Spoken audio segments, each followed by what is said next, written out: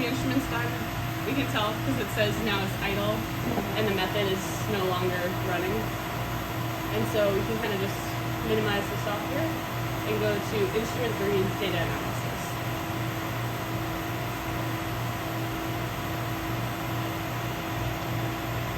So we can just pan over on this little window, or you can go to like File, Open. I think it's just easier to scroll over here. And we want to go to, we want to find our current file. So the DDT data, again, it's organized by year. And so we want to go to 2022, open it, and then we're going to go to our most recent, where we ran it yesterday, 7/27. So if we hit the plus button, we can now see all of our samples and standards and whatnot run here.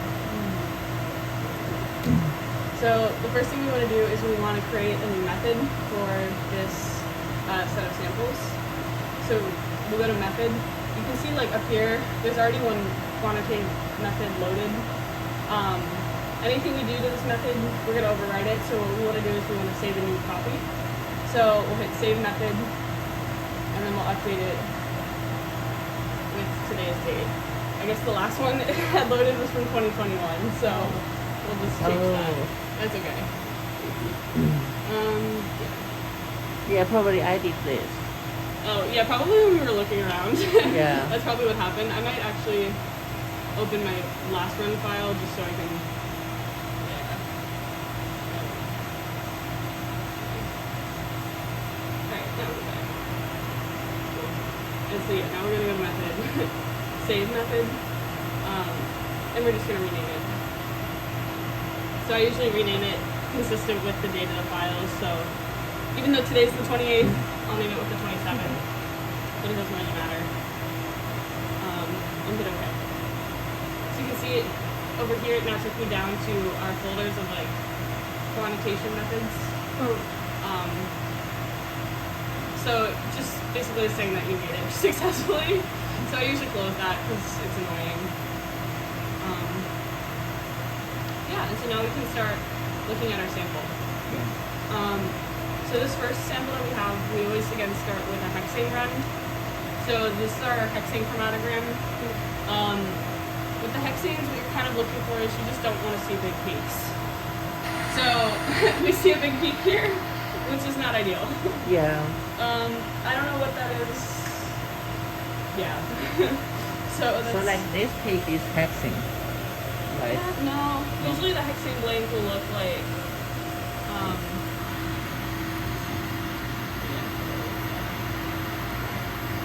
okay, or it's Oh, so like for this one, the baseline increase. yeah, so that's what I Which was is talking bad. about with column lead, yeah. Yeah, like this is what a normal hexane run looks like. Oh, yeah. But So- why it increases? Yeah. Do you know why? So that's what column lead is. Oh, So that's where I was saying that like this column is expired. I This see. is how we know. So that means when you change the colors. Yeah. See, I'll show you really quick.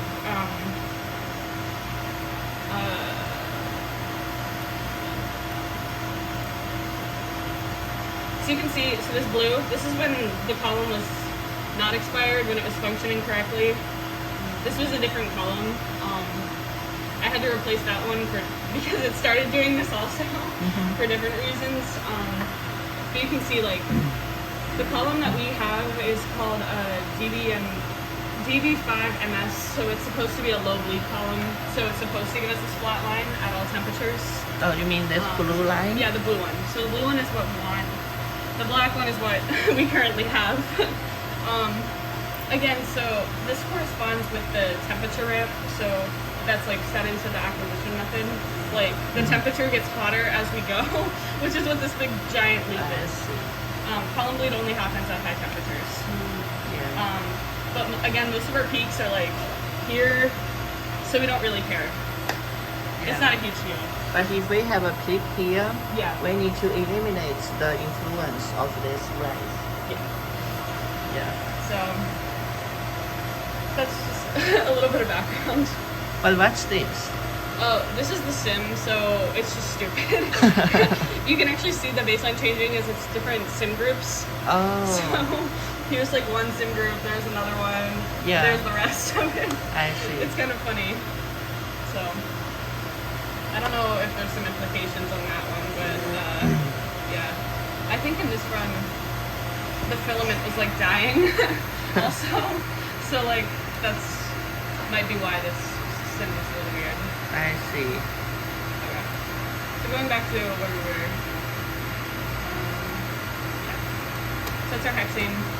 So yeah, we have this peak here, which is not ideal. Again, it's like past anything we care about, so maybe it's fine, but we'll just keep an eye on our other blinks to see if it goes away. Yeah. So then we're gonna open our first calibrant. So this is standard one.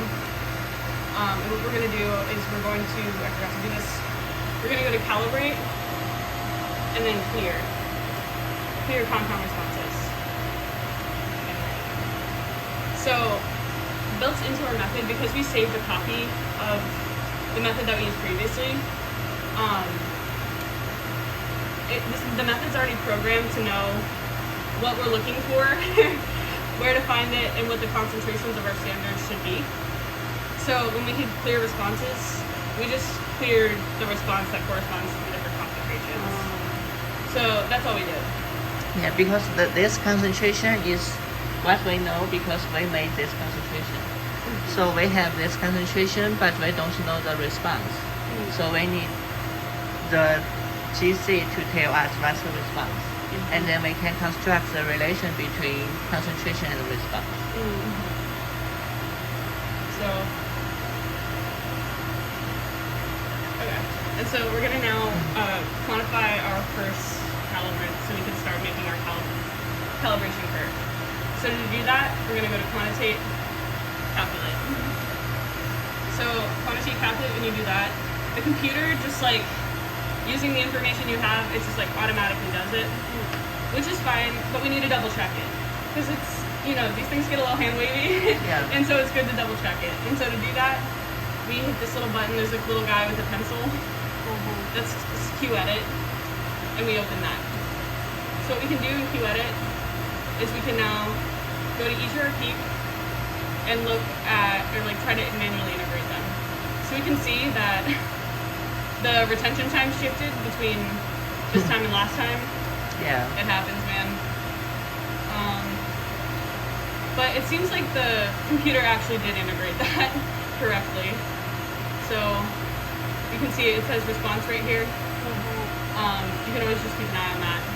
So the computer did integrate this, and it accounted for the incorrect retention time. So that's fine. And then we can go to OPDDE. That'll be right here. Similar retention time shifts, and it got the right abundance roughly, so that's good. Yeah. PPDDE, the same, similar retention time shift, response is high, so that's good. This is our surrogate, so R13C PPDDE. Again, the computer seems to integrate it as well. Dieldrin, Yeah. our little friend. Yeah. Yeah, okay, this will be okay. So Dieldrin, I don't think this is Dieldrin. I think this is Dieldrin. So the computer did this wrong. So we're just gonna wanna like, so to manually integrate it, we're gonna use the right click, and you just kinda like click and drag. Yeah. So what we wanna do is we wanna make sure, we wanna start our integration where the peak leaves the baseline, so where it changes, all the way to the end where it comes back. Yeah. The computer can be a little bit like fighty, so just kind of do your best. Yeah. You can see, so for every single species, we tell it to use 4 ions that are characteristic of the chemical, right? But we only use one of the ions to actually like quantitate it, and that's the black one. So like the blue and red and green one, they're just there kind of like for reference, and they're still, it's the same, it's indicative of the same species, but it's just like it's not as reliably there. So we chose to use the one that's in black. So these ions are the breakdown what parts of this certain chemical? Yep. Oh, I see. Yeah. And then they will go to here. Yeah. So you can also see like, so this one's at. If you wanted to see the mass spec results from here, you can see the different ions, the other ions that are there. So because this is a standard, like we know confidently, like this is Yildrin. And so if we wanted to use a different ion, we could just like click through around the time we know Dildrin would be here and find another one. This 79 is pretty reliable, so that's why we use it as I see. standards. So basically, this is not Dildrin. This is not Dildrin, yeah. This is a representative of Dildrin. This, I don't know what this is. This could be something else completely. It's the same ions as Dildrin, I see. but it's a different retention time than Dildrin. I see. So, I mean, it is a Dildrin's old retention time, but because everything else shifted, Yeah. Dildrin should have shifted too. I see. And so I'm pretty confident this is Dildrin, not that. I see. Yeah. So this is why we have to double check it, because otherwise we'd integrate the wrong thing, which happens. And so we go to our next species. This is PPDDE. Yeah. DDD, sorry. So the fun thing about PPDDD and OPDDT is Yeah. they are right next to each other and they have the same ions. So Yeah. Because their chemical properties are pretty alike. So they have the pretty similar retention time. yeah. And so what's interesting is with a longer column, you can get a little bit more separation between the two. But if your column is like, if you're cutting it a lot, if it gets older, they'll start to hang out closer and closer. So the the actual shape of these two, they look different with time sometimes. And they'll also just kind of change shape randomly. Yeah. Sometimes one is bigger than the other. Sometimes one will like tail. Or sometimes it will have a hump. Yeah. And so choosing where to integrate like between the two of them can be a little bit difficult. Yeah. Because like with this you can see, so for our black peak, it seems like OPDDD, which is this one, kind of ends like right here. But on the red one, you can see it looks like it ends here. And then the green one, it looks like it ends here. And so, yeah, I would say I usually just try to like either decide like how far I'm integrating one of them and just stick with it consistently Yeah. for the rest of the run. Yeah. But yeah, this is obviously an introduction. So. Yeah, then it's like the method error or something. And Yeah. but if you are doing this, you can have your own standards. And when you are doing analysis of the sample, you just follow the same standard. And there will be some error, but we can see the error difference is not that large. So I would say this error is relatively small, so that is kind of acceptable Yeah. as long as your method for the whole sample is consistent.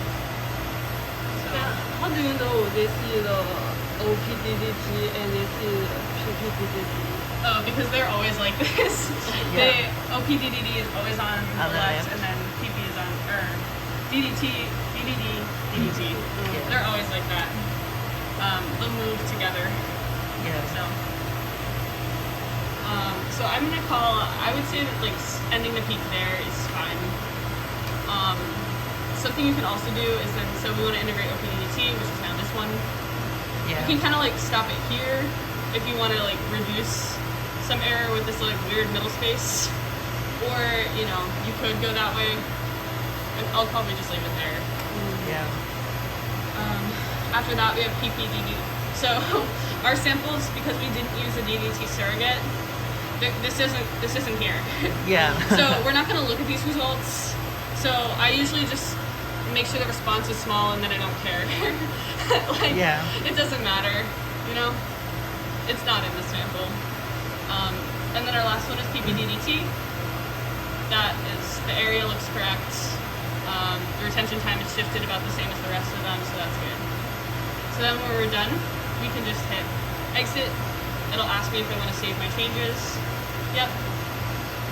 And then if you want to see what your little results look like, you can just generate a little report down here.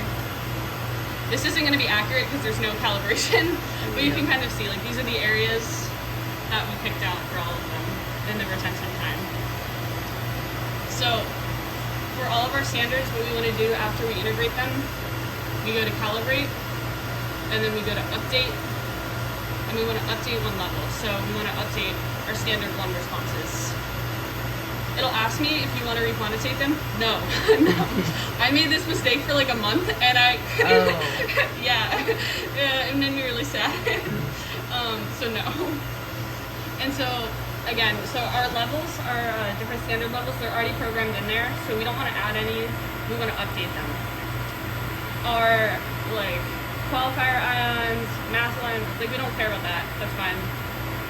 We just want to update the response size, and we want to update the retention time. We only want to update the retention time on the first standard. After that, it should be consistent the rest of the run. And we want to update standard 1. And we hit do update, and we can see now all of our little responses for PNCV are there. Yeah. For ODE, PPDDE, yep, and so forth. So then we just hit OK to save our changes. And then we can start the next one. So, yeah. So do you want to try it? Show me up. Oh yeah. No, I got you. It's a lot of steps. There's an SOP on this too. So, okay. So again, we just opened our standard 2 file. We can tell because it's this little A3 says it right there. So the first step, quantitate, capital. And then we again want to check it, make sure the computer integrated it right. So we go to edit. And now you can see like our retention times have now lined up with our peaks. That's because we changed the retention times previously. So now this should be even faster. We're like, okay, that's good, that's good, that's good. You can just kind of click through Yeah. and just make sure they look okay. So we used to click the chemicals one by one to make sure they do this correctly. How can we recognize these correct? So you see the little red underline? Yeah. You want to make sure the red underline is under the peak. Yeah. Sometimes it gets a little hard to see, and so you just want to make sure it's got a big old response and that the retention time is accurate. Those are just like little ways you can check. Yeah. But if you're ever curious, you can also zoom in. Like if you hold down left click and just draw a little square, you can zoom in. With standards, like almost all of this will integrate automatically by itself. Yeah. You won't really need to help it, except for DD. except for PPDDD. For the brothers. Yeah, for the brothers. For our little twins. Yeah. So you just want to double check them. Even then, these should integrate like by themselves. Okay. Yeah. Now that we updated the retention time, I didn't have to do anything. And it's fine. Yeah. And because they are standard, so it is very clean and the peak is very isolated. So they are usually fine. Yeah. But for the samples, you will see later, which will be very creepy. Yeah. Those look a little more hand wavy. Yeah. So you can really just speed through this as fast as you want. PPDDD, T, the one that's not here. Just make sure it's small. Who cares? And yeah, so that looks good. So you can just exit, save changes, calibrate, update one level, no, and then Level 2. We don't need to, since we already updated the retention times and they matched accurately, we don't need to do that again. You can keep doing it if you want to, but it's fine. And then just hit do update. And so now we have 2 points on our cal curve. So we have 6 calibration standards, so we still have 4 more to go.